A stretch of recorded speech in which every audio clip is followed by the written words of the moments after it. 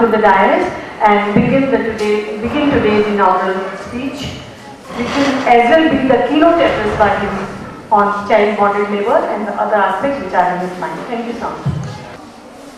जिसमें सृष्टिकर्ता परमात्मा हम सब मनुष्यों को, चाहे किसी देश में रहते हैं, किसी भाषा को बोलते हैं, स्त्री हैं या पुरुष हैं, किसी धर्म मजहब को मानते हैं नहीं मानते, हम सबको मिलकर के चलने के लिए, मिलकर बातचीत करने के लिए, मिलकर मनों को एक बनाते हुए और पूरी धरती का जो भोग है वो मिलकर के बांट करके करने के लिए हमें एक तरह से उपदेश देते हैं, आग्रह करते हैं परमात्मा। ये बहुत ही प्यारा मंत्र है और इससे मैं आज की चर्चा का आगाज करूँगा। संगच्छध्वं संवदध्वं संभो मनांसि जानता देवा भागं यथा पूर्वे संजनानां पहसते समानो मंत्र समिति समाने समानं मनः चित्तमेषां समानमन्त्रम् अभिमन्त्र्येव समानेन वो अभिषाजुहोमि।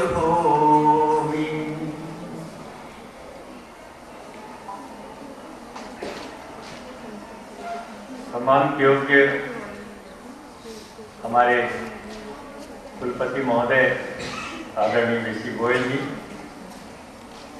हमारी प्रिंसिपल महोदया डॉक्टर सीमा जैन, हमारे बीच में वयोवृद्ध समाज सेवी और दलाई लामा जी के साथ मिलकर जो काम कर रहे हैं आदरणीय कुलभूषण बख्शी जी, और भी जो आज के यहाँ पर प्रवक्ता इस विषय के ऊपर आएंगे सामने, डॉक्टर एस.के. जैन साहब, श्रीमती कमरुन्निसा जैदी जी, प्रोफेसर के.सी. गुप्ता जी, पुष्पा नेहरू जी, नायाब जहरा जैदी जी, और हमारे आज के इसके सेमिनार की संयोजिका डॉक्टर रेखा सारस्वत जी। मैं कोई बहाना चाह रहा था, कोई मुझे मेरठ बुलाए, मैं अपनी कुछ बात कहूँ। मुजफ्फरनगर के दंगों के बाद मैं बहुत बेचैन था, इसलिए नहीं कि कुछ लोग मारे गए, इससे ज्यादा मुझे परेशानी थी कि जो मारे गए वो इसलिए मारे गए कि उनमें से कुछ हिंदू थे या कुछ मुसलमान थे। कोई अपराध किया होता, उसकी बना पर किसी सरकार ने उनको सजा दी होती तो मुझे कोई ज्यादा परेशानी नहीं होती। लेकिन जिस चीज पर मेरा और आपका कोई अधिकार नहीं है, मैं कहाँ पैदा होता हूँ, मुझसे कोई पूछ के करता नहीं। हम में से अधिकांश जो बच्चे बैठे हैं यहाँ पर और बाकी भी बैठे हैं, कोई पूछे कि आप क्या हैं, कहेंगे हिंदू हैं। कहेंगे क्यों हैं हिंदू, वो यही कहेगा कि हिंदू है, बच्चे हिंदू धर्म में पैदा होते इसलिए हिंदू है। और मुसलमान है तो क्यों है, मुसलमान के घर में पैदा होते हैं। ईसाई क्यों है, तो ईसाई के घर में पैदा होते हैं। तो जिस चीज पर हमारा कोई वश नहीं है और उस पर हम पैदा हो जाते हैं और उस पहचान की बिना पर कोई हमसे इतनी दुश्मनी करने लग जाए अचानक एक दिन सुबह उठ करके कि वो हमें मार डाले, इसलिए मार डाले कि आप हिंदू हैं या इसलिए मार डाले कि आप मुस्लिम हैं। इससे जघन्य, इससे गंदी सोच, इससे ज्यादा भयंकर कोई बात नहीं हो सकती। तो चाहे 50 लोग मारे गए मुजफ्फरनगर के दंगों में, चाहे 50 से ज्यादा लोग विस्थापित हुए, लेकिन ये पूरी दुनिया को जैसे हिला देने वाली घटना है। और मेरे मन में तब से आ रहा है, मैं 2 बार मुजफ्फरनगर गया हूँ, एक बार पहले मेरठ आया हूँ, और गांव-गांव में भी गया हूँ, तब से मैं सोच रहा हूँ कि करें क्या, कैसे सब लोग मिलकर के बातचीत करें, मिलकर के कैसे अपनी गलती को स्वीकार मतलब उसका एहसास करें। और ये इलाका जो हिंदू मुस्लिम एक सांप्रदायिक सद्भावना के लिए जाना जाता था, जो आज़ादी की लड़ाई में भी कभी लड़ा नहीं आपस में इस तरह से, उस दौर में भी यहाँ के सारे मुस्लिम वो लोग हैं जिन्होंने फैसला किया बाकायदे कि हमें हिंदुस्तान में ही रहना है, इतना लालच दें, पाकिस्तान नहीं जाएंगे। ये सब बड़े बड़े फैसले करने वाले उनका इलाका ये।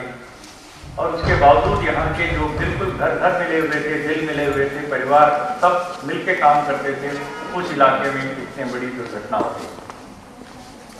तो उस दिशा में हम सोच रहे थे कि कुछ करना चाहिए। क्या करना चाहिए? तो एक विचार आ रहा है कि एक बहुत बड़ी मानव श्रृंखला, प्यार के, मोहब्बत की, अमन के पैगाम को लेकर के एक मानव श्रृंखला, ह्यूमन चेन बनाए हम। और जब मैंने चर्चा की तो मैं सोच रहा था मुजफ्फरनगर से मेरठ तक बना देंगे तो काफी बड़ा होगा, फिर कहने लगे नहीं दिल्ली तक, गाजियाबाद होते हुए, फिर कोई कहने लगे कि नहीं देवबंद से शुरू कीजिए, कोई कहने लगे हरिद्वार से, फिर कहने लगे ऋषिकेश से। तो लोगों को ये विचार बहुत अच्छा लग रहा है, लेकिन इसके लिए काम करेंगे कौन? तो सबसे आगे बढ़ करके मैं समझता हूँ जिनकी भूमिका हो सकती है वो हमारे इन नौजवानों की हो सकती है, इन बच्चों की हो सकती है, स्कूल कॉलेज में यूनिवर्सिटी में पढ़ने वालों की हो सकती है। आज ही मेरे लिए बड़ा सौभाग्य का विषय है जब रेखा सारस्वत जी ने मुझे कहा कि आप आइए, तो विषय मुझे दिया उन्होंने चाइल्ड लेबर पर ह्यूमन राइट्स के संदर्भ में बोलने के लिए। मैंने उनसे पूछा कि क्या केवल उसी विषय पे बोले? नहीं, आप उसको भी टच कीजिए, लेकिन सारी बातों को समाहित करते हुए अपनी बात कहिए। तो मैं रेखा जी का बहुत बहुत धन्यवाद करता हूँ आपका, आपने मुझे मौका दिया यहाँ पर, और इतने जागरूक बच्चों के बीच में आज मैं अपनी बात कह रहा हूँ। तो मैं इस उम्मीद से कह रहा हूँ कि आप सब मेरे साथ का मतलब इस विचार के साथ कि इस देश को यदि हमें एक नए युग की तरफ ले जाना है, एक नई सभ्यता और सोच की तरफ ले जाना है बेटे, तो आप लोगों को आगे आना होगा। आप केवल डिग्री के लिए यहाँ पर पढ़ करके और निकल जाएंगे यहाँ से, और 2 दिन के बाद अपनी शादी कराई है, 2 बच्चे पैदा किए और उसके बाद दुनिया से चल, ये कोई जिंदगी नहीं है। हमें भारत को और भारत के साथ पूरी दुनिया को बदलने का आज हमें संकल्प लेना चाहिए। हम मानव अधिकार दिवस मना रहे हैं, और आज हम मना रहे हैं उस बेटी को, उस निर्भया। दिल्ली के इंद्रप्रस्थ कॉलेज के सामने शंकराचार्य मार्ग में शंकराचार्य भवन में ठहरे थे, मैं मिलने गया ये कहने के लिए कि आप क्या कर रहे हैं, गलत बातें। तो उन्होंने कहा आप गलत हैं, आपको नहीं पता वेदों में क्या। मैंने कहा क्या बताइए? तब उन्होंने मुझे अपनी किताबें लेके, भारतवर्ष की गौरवमयी सती प्रथा है, मैं दंग रह गया। उसमें सारे उदाहरण दे रखे कि एक लड़की विधवा होने के बाद उसका सबसे बड़ा काम यही है कि वो सती हो जाए। मैंने कहा ये सब चीजें तो गलत हैं। चले गया आप वेद नहीं जानते, आप शास्त्र नहीं जानते, उल्टी सीधी बातें। तो खैर मैंने सुप्रीम कोर्ट में चैलेंज भी किया। उस दिन संयोग से ये रहा कि जिस वकील के पास कलकत्ता में मैंने प्रैक्टिस किया था, कलकत्ता हाई कोर्ट में, वो हमारे उस समय सुप्रीम कोर्ट के चीफ जस्टिस थे, सब्यसाची मुखर्जी। उन्होंने तुरंत मुझे पहचाना और बहुत स्ट्रांग ऑर्डर दिया। तो साथियों मेरा समय हो रहा है ना, मैं थोड़ा सा विषय से भटक भी किया लगता है। मैं इसलिए कह रहा हूं कि ये सब धर्म के नाम पर, परंपराओं के नाम पर जो लोग ये भेद पैदा करते हैं, जन्मगत जातिवाद का, बेटा बेटी का, काले गोरे का। अभी मैं 3 दिसंबर को लौट के आया हूं डरबन से, साउथ अफ्रीका से। 6वीं बार मैं गया वहां पर, और नेल्सन मंडेला का उसके अगले दिन देहांत हुआ। आपने देखा नेल्सन मंडेला ने किस बात की लड़ाई लड़ी? एपार्थाइड के खिलाफ, काले गोरे के भेद के खिलाफ। एक बच्चे पैदा होने के साथ उसकी चमड़ी का रंग काला होता है, दूसरे का गोरा होता है। उसके हाथ में है क्या काला या गोरा पैदा होना? नहीं, लेकिन उसको कहा जाता है तो काला है तो घटिया है, तो गोरा है तो राज करेगा।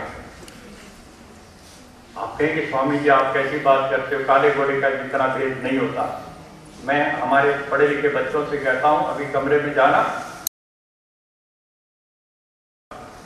गोल ग्लोब। तो यूएन कहते हैं 2 तरह के देश हैं, डेवलप, डेवलपिंग, है कि नहीं? विकसित और विकासशील, दोनों के बीच में लकीर खींचना। जितने देश हैं ऊपर विकसित और विकासशील देश, उसके बाद पता लगाना चमड़ी का रंग। बहुत मजेदार बात आएगी कि जो विकसित हैं, डेवलप्ड हैं, और इनवेरिएबली गोरी चमड़ी वाले हैं, और जो अभी विकासशील हैं तो थोड़ी काली चमड़ी वाले हैं। तो ज़्यादा काले हैं, कुछ कम काले हैं हम जैसे लोग, लेकिन हम भी अपने आप को गोरों के नजदीक मानते हैं, उन कालों से नफरत करते हैं जो अफ्रीका में रहते हैं। मैं इस विस्तार में न जाते हुए फिर कहना चाहूंगा, चमड़ी का रंग के आधार पर दुनिया को बांटा गया है पूरे के पूरे। इतना घिनौना अपराध हुआ है, लेकिन कितनी लंबी कुर्बानी, 27 साल जेल में सड़ना पड़ा नेल्सन मंडेला को, और फिर अपार्थाइड की लड़ाई जीत करके अब वो नया चैप्टर। लेकिन अभी अपार्थाइड मिटा नहीं है, अभी मैं आया और हिंदुस्तानियों में वर्ल्ड वेद कॉन्फ्रेंस की वहां मैंने बोला कि अपार्थाइड कानून में मिट गया, लेकिन हम हिंदुस्तानी जो खुद काले हैं उन कालों से नफरत करते हैं, अभी भी उनको रावण कहते हैं। हमारे हिंदुस्तानी जो मूल के वहां रहते हैं दक्षिण अफ्रीका में, उनको वो इंसान की तरह से ट्रीट नहीं करते। मैं ये बातें कह रहा हूँ इसलिए कि पूरे संदर्भ में देखना होगा ह्यूमन राइट्स को। खाली चाइल्ड लेबर, आज चाइल्ड लेबर और बॉन्डेड लेबर का जब सर्वेक्षण हुआ गांधी पीस फाउंडेशन में, तो पता लगा आइदर फ्रॉम SC ST और most depressed among the backward, मुस्लिम हो या कोई भी हो, उनमें से आते हैं ये बॉन्डेड लेबर और चाइल्ड लेबर। ऊंची जात से नहीं है। मुसलमानों में भी बहन शेख और नाई धोबी अंसारी के होते, वहां भी जात पात पाई हमने। क्रिश्चियंस में दलित क्रिश्चियंस होते हैं, वहां भी जात पात मिली। सिखों के अंदर हमने सोचा था गुरु गोविंद सिंह ने खत्म कर दिया होगा, सबको बराबर कर दिया, नहीं, वहां पर भी मजहबी सिख है दलित के लिए, और वहां भापे सिख और जट सिख ऊपर है। कि जात पात सबसे भयंकर बीमारी है। जब तुम्हारी शादियां होंगी ना, तुम्हारे घर वाले और सारे परेशान, कहां से लड़का लाए, मतलब बिरादरी का, अपनी बिरादरी का, समझ रहे हो ना? जब तक अपनी बिरादरी रहेगी, मनुष्य की बिरादरी नहीं टूटेगी। वेद कहता है समान तत्वात्मिका जाति, जाति है हमारे वेदों में, लेकिन एक जैसे नर नारी के या नर मादा के संयोग से उत्पन्न होने वाले सबको एक जाति कहते हैं, एक प्रजाति जिसको कह लो आप, वो है जाति, समान तत्वात्मिका जाति। लेकिन वो नहीं मानते, कहते हैं ये आध्यात्मिकता के साथ ईश्वर की उपासना करने के लिए मैं किसी मंदिर में नहीं जाता, कोई पूजा पाठ नहीं करता जैसे और लोग करते हैं। बाबा लोग, स्वामी लोग दिन रात करते रहते हैं, और चढ़ावा भी आता है उनको, मौज भी है। मैं तो कुछ नहीं, भांग करके खाता हूँ रोटी, लेकिन उन गरीबों की लड़ाई लड़ता हूँ, वो हिंदू हो या मुसलमान, सिख हो या ईसाई, बच्चों की लड़ाई लड़ता हूँ, और वही मेरे लिए मंदिर है, वही मेरे लिए उपासना है, वही मेरी प्रार्थना है। तो मैं समझता हूँ इसी को लेकर के हम सब एक नई आवाज उठाएं। और अभी मैं आदरणीय गोयल साहब से, वाइस चांसलर जी से कह रहा था कि आपके पास मेरठ यूनिवर्सिटी और हमारी बहन मिसेस जैन सीमा जी के पास इतना बड़ा 6000 बच्चों का इतना बड़ा एक कॉलेज है, बुलंदशहर तक बता रहे थे कई लाख, ये सारा एजुकेशन हब है। आप इसको केंद्र बनाइए एक नए भारत के उदय के लिए, और मेरे जैसे सिपाही को 10 बार नहीं 20 बार बुलाइए अपने बीच में, मैं सेवा करने के लिए तैयार हूँ। आओ नौजवानों, उठो और फैसला करो कि आज तक जो हम चुपचाप रहे, इस अन्याय को, इंसान और इंसान के बीच जो शोषण होता रहा, जो अन्याय और हिंसा होती रही, इसको हम बर्दाश्त नहीं करेंगे।